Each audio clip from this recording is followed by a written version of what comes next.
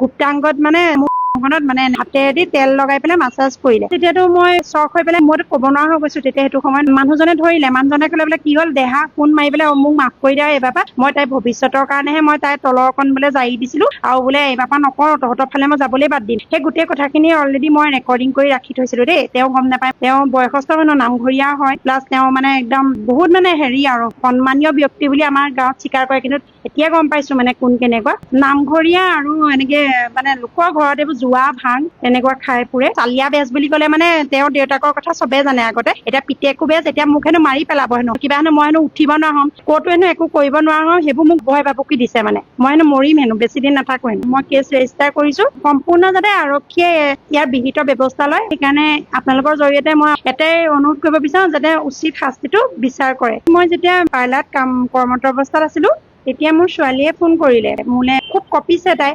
কঁপাৰ পিছত তাই মানে কৈছে, তোমাক মই মেছেজ কৰিছো, তুমি চোৱাচোন। তাৰপিছত মই মেছেজটো চালো, তাই কৈছে যে মোক এনেকে দিনেশ ককাই গুপ্তাংগত মানে কৈছে মোক মানে হাতেৰেদি তেল লগাই পেলাই মাছাজ কৰিলে। তেতিয়াতো মই চখ হৈ পেলাই মইতো ক'ব নোৱাৰা হৈ গৈছো। তেতিয়া সেইটো সময়ত মাকৰ নবী ন। তাৰপিছত মই ক'লো, তুমি তাহাঁতৰ ঘৰৰ ফোন নাম্বাৰ আছে যদি দিয়াচোন, আৰু তুমি পাপাকো কথাটো জনাই দিয়া, আইতাকো জনাই দিয়া, কাৰণ পাপাকো সেইটো সময়ত নাছিলে। কিন্তু তাই ফোন নাম্বাৰটো, সেই মানুহ ঘৰৰ ফোন নাম্বাৰটো মোক দিলে। তাৰপিছত মই ফোন কৰিলো, তেওঁ ৱাইফে ধৰিলে। ৱাইফে ধৰি পেলাই ক'লে যে এতিয়া বোলে তেওঁ ডক্টৰৰ ওচৰলৈ গৈছে, তুমি বোলে আহিলে বোলে খুব জাৰণ দিবা বোলে, এই মানুহটোৰ স্বভাৱটো বেয়া বোলে। তাৰপিছত মই ক'লো ঠিক আছে বোলে, মই ফোন কৰিম।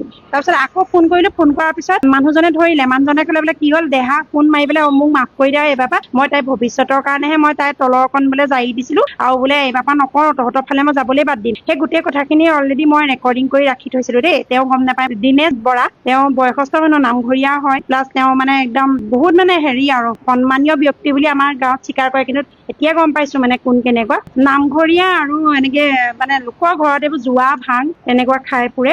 সেইজনো আপোনাৰ 62, 60 ইমানেই হ'ব চাগে। চালিয়া বেজ বুলি ক'লে মানে তেওঁৰ দেউতাকৰ কথা চবে জানে আগতে। এতিয়া পিতেকো বেজ, এতিয়া মোক হেনো মাৰি পেলাব হেনো, পাপুৰ লগত লগ লাগি হেনো মোক হেনো মাৰি হেনো শেষ কৰি পেলাব হেনো, কিবা হেনো মই হেনো উঠিব নোৱাৰা হ'ম, ক'তো হেনো একো কৰিব নোৱাৰা হ'ম, সেইবোৰ মোক ভয় ভাবুকি দিছে। মানে মই হেনো মৰিম হেনো, বেছি দিন নাথাকো হেনো। আৰু মোক মানে মোৰ ফোন নাম্বাৰ নি পেলাই, আৰু তেওঁ আমাৰ ঘৰলৈ গৈছিলে। এতিয়া মোক এটা কথাই কৈছে, তেওঁ তোৰ গিৰিয়ে মোক পঠিয়াইছিলে তহঁতৰ ঘৰলে চাউল কেইটামান আৰু তামোল পাণ কিবা পানী আনিবৰ কাৰণে। মই বোলো আপুনি কেলে গৈছিলে সেইবোৰ আনিবলৈ? নহয় বোলে তোৰ কা যাদু কৰিবলৈ। আৰু ছোৱালীক সুধিছো, ছোৱালীও কৈছে যে তোমাৰ ফোন নাম্বাৰ মোৰ যোগে লৈছে। আৰু মই ছোৱালীক কালি লগ পোৱাৰ আগতে অচি ছাৰে ডাইৰেক্ট সুধিছে, গোটেই ছোৱালীয়ে কথা বিৱৰি কৈছে। মই পোৱা আগতেই, মই ছোৱালীক লগ পোৱাৰ আগতে ছাৰে সুধিছে, তাই কৈ দিছে, আৰু মোৰ ওচৰত তথ্য আছে, গোটেই ৰেকৰ্ডিং আছে। এতিয়া মই থানাত কেছ দিছো। মাক পাপাক আমি ছেপাৰেটে থাকো হা, কিন্তু পাপাক নাছিলে বাৰু সেইটো গোটত, কিন্তু পাপাকো কথাটো জনাইছিলে যদিও বাপেকে এতিয়ালৈকে এই পৰলৈকে তাৰমানে থানাত আহি পেলাই সোধা নাই যে মোৰ ছোৱালীজনী কি হ'ল। মই এতিয়ালৈকে এই মুহূৰ্তলৈকে কেছটো হেৰি কৰি আছো। মোৰ ছোৱালী মই মামাকৰ ঘৰত ৰাখি পেলাই মই এতিয়ালৈকে অহা যোৱা ময়ে কৰি আছো।